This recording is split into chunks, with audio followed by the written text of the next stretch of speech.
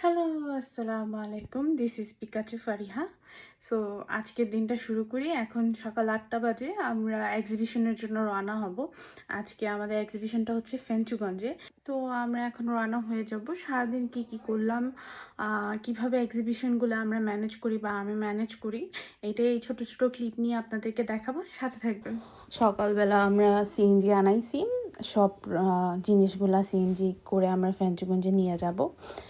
সব রেডি করা হচ্ছে। এদিকে আমি এক্সট্রা, যেহেতু দূরে যাচ্ছি, এক্সট্রা একটা কাপড় নিয়ে যাচ্ছি, সারাদিন যেহেতু যাব। আর এদিকে গুছানো শেষ, আমরা রওনা দিব। এই যে আমরা রওনা দিয়ে দিছি, আমি সব প্রোডাক্টসের সাথে বসছি। এই যে রওনা দিয়ে দিলাম। আমি একটু দেখে নিচ্ছিলাম যে সব আমাকে দেখতে ঠিকঠাক লাগছে কিনা। এরপরে ওয়েদারটা এত সুন্দর ছিল, বৃষ্টি ছিল, তো মেঘগুলো অনেক সুন্দর লাগতেছে। রাস্তায় আমি অনেকগুলো ক্লিপ দেখায় দিচ্ছি, দেখেন কি সুন্দর ওয়েদার, এত ভাল লাগতেছিল। আবার ঠান্ডা অনেক ছিল, বৃষ্টি হওয়ার কারণে অনেক ঠান্ডা লাগতেছিল। এটা হচ্ছে আমাদের সুরমা নদী, আর এটা হচ্ছে নতুন ব্রিজ যেটাকে বলে সিলেটের, সেটা। এই নতুন ব্রিজের উপর দিয়ে আমরা যাচ্ছিলাম ফেঞ্চুগঞ্জের রাস্তায়। ফেঞ্চুগঞ্জের রাস্তায় ঢুকে পড়লাম। বৃষ্টি হওয়ার কারণে এত সবুজ, আকাশটা একটু মেঘলা, এত সুন্দর একটা ওয়েদার। আমার যে কি ভাল লাগতেছিল, বাট অনেক ঠান্ডা লাগতেছিল। এই রোডটা অনেক সুন্দর লাগছে, আমার কাছে ইচ্ছা করতেছিল নেমে আমি ফটোশ্যুট করি, বাট এত সময় ছিল না।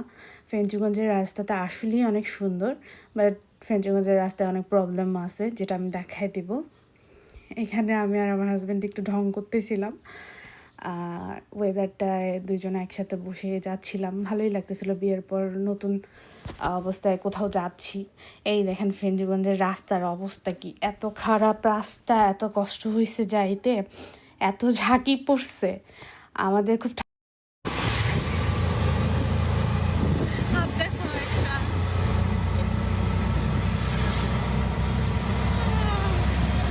ঠান্ডায় কাঁপতেছি।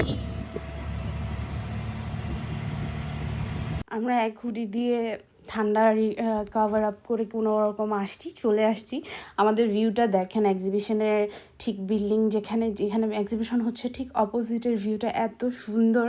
এখানে কুশিয়ারা নদী যাচ্ছে। এই হচ্ছে আমার এক্সিবিশনের হল। এখানে আমরা এখন সব কিছু সেট আপ করবো। এই হচ্ছে আমার টেবিল। এই টেবিলে সব কিছু প্রোডাক্টস বের করে সেট আপ করা হবে। একটু পর আমি দেখাই দিচ্ছি কীভাবে সেট আপ করি। সবাই সেট আপ করছে যার যার টেবিল। এই যে আমি সেট আপ করতেছি। অনেক দূর আগায় ফেলছি, কারণ আমি সব কিছু মোটামুটি রেডি করে নিয়ে যাই, বক্সগুলায় যেন নিয়ে বের করে ফেলতে পারি। ছোটোখাটো জিনিস তো, কাস্টমার আসলেই যেন হুটহাট নিয়ে নিতে পারে। এই যে পুরো সেট আপ হয়ে গেছে। ওইদিকে আমার হাজব্যান্ড আমাকে হেল্প করতেছিলেন অনেক বেশি। এই যে প্রোডাক্টসগুলো দেখেন, সুন্দর করেই সাজানো হচ্ছে। এই হচ্ছে আমাদের হল রুমের অপোজিটের ভিউ। পুরা আকাশটা, পুরা অবস্থা এত সুন্দর লাগতেছিল। আমরা একটু কফি খেতে বের হয়ে গেছি। অনেক ঘুম ঘুম পাচ্ছিল, সকালে উঠছি যেহেতু।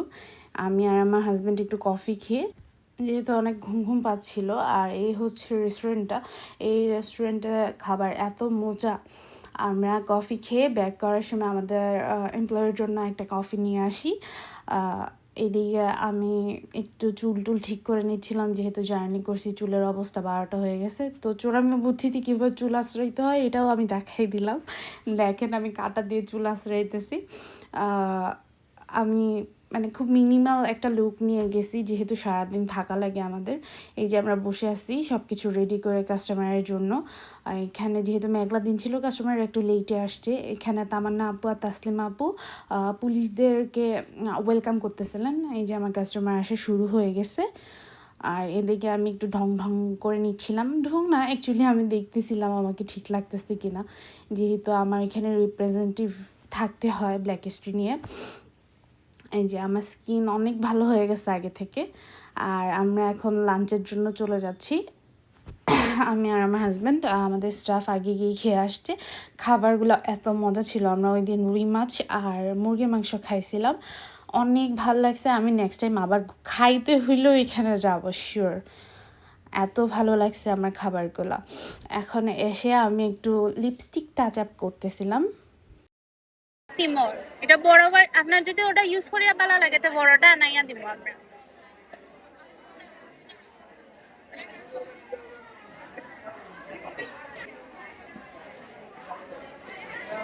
সত্যি অরিজিনাল প্রোডাক্ট।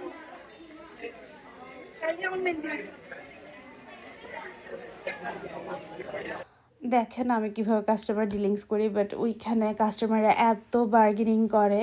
আমাদের তো অলওয়েজ কম প্রাইসে প্রোডাক্ট রাখা হয়, এরপরও বার্গেনিং করে। আমি বলতেছিলাম যে আমাদের সব অরিজিনাল প্রোডাক্ট। তারপর আমরা বের হয়ে গেলাম রাতের মেবি 9টা, সরি 8টার দিকে মনে হয় বের হয়ে গেছি, আমি ভুলে গেছি, সরি লাস্টের দিকে কথা বলতেছি। এই যে বের হয়ে গেছি, আমরা এখন গাড়ি নিয়ে চলে যাব। আমি প্রথমে রিক্সায় উঠছি, রিক্সায় চড়তে অনেক ভালো লাগতেছিল, পাশে নদী আর আমরা রিক্সায় বাতাস খেতে খেতে যাচ্ছি, আকাশটাও সুন্দর লাগতেছিল। সো এই পর্যন্তই আমাদের ফ্রেঞ্চিগঞ্জের জার্নি ছিল।